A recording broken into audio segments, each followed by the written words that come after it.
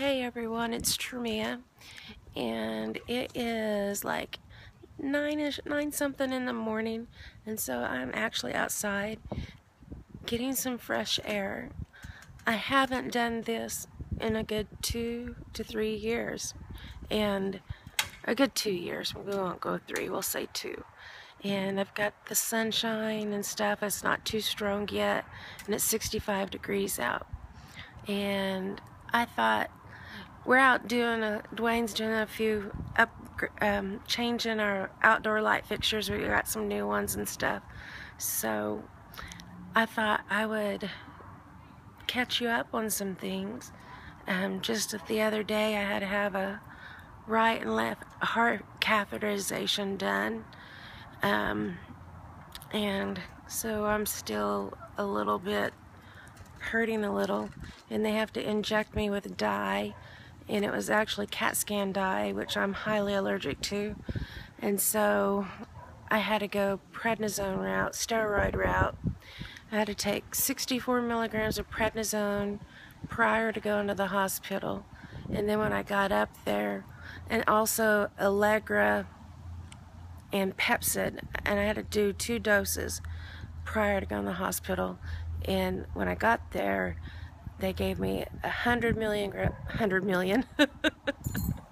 It feels like it was 100 million. 100 milligrams of Solumedrol and 50 Benadryl, and they had to repeat that because I started itching before I left. And but I'll go more into that later. I wanted to go quickly over our trip to Chicago. We got to take Buddy. Where is he? There he is. We got to take Buddy.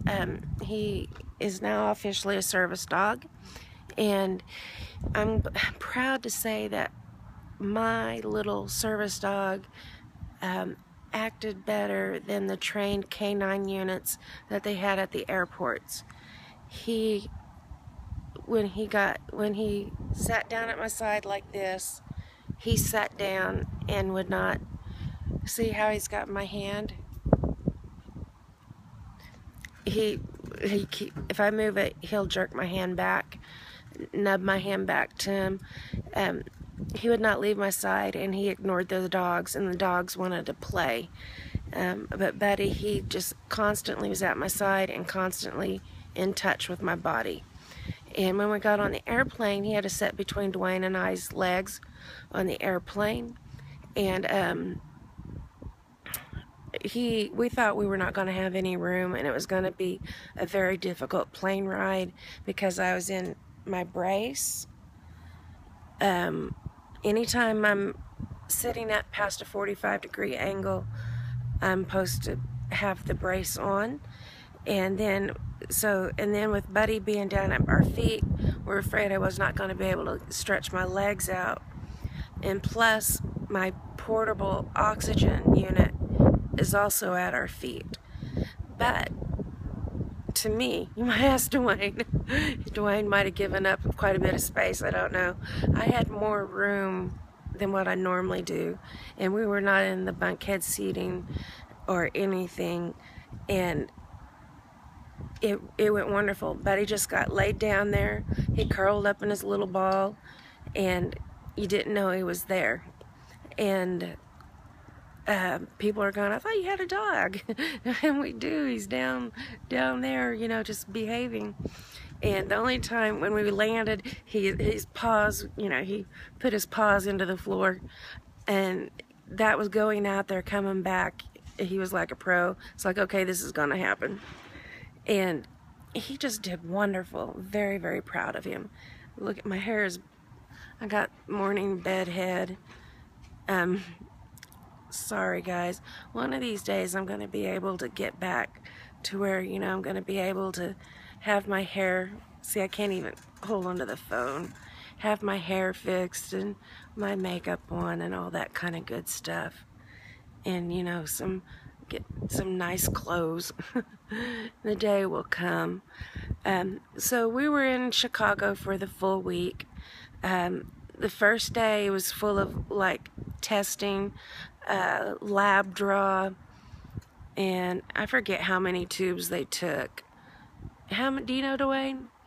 It was, you know, it was definitely, it was between 15 and 20. And, but it wasn't 27 like they did the first time.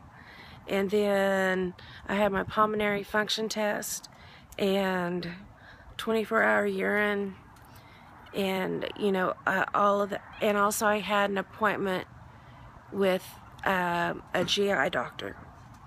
And from that, he ordered 3 more tests. One was a swallowing test, because I've been getting choked quite a bit. And 2 other tests. But anyway, everything came back, you know, okay on them. One was like the test to see if I had the bacteria in my stomach, and the other one was like a stomach gas test. I don't know, but it all came back good. And we saw my doctor, and it was a really quick visit, which I wish it was more informative.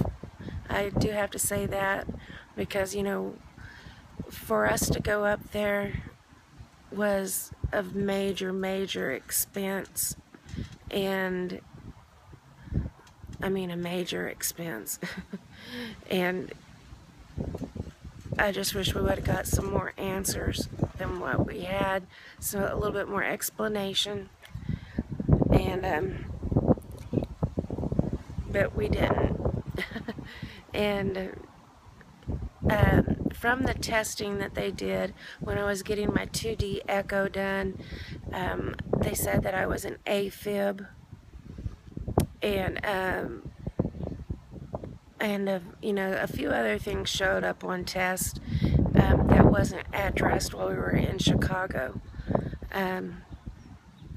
When we got back home and my doctors looked at the test, I was so swollen, and I had been swelling up badly. I mean, my legs, not my feet and ankles. Yes, they did too, but I mean, my whole legs were one size all the way down. And as soon as we got back, I had my IVIG the next day, and my oncologist looked at me, and he had a copy of all my tests, and he said, you know, you're in heart failure. I was like, what?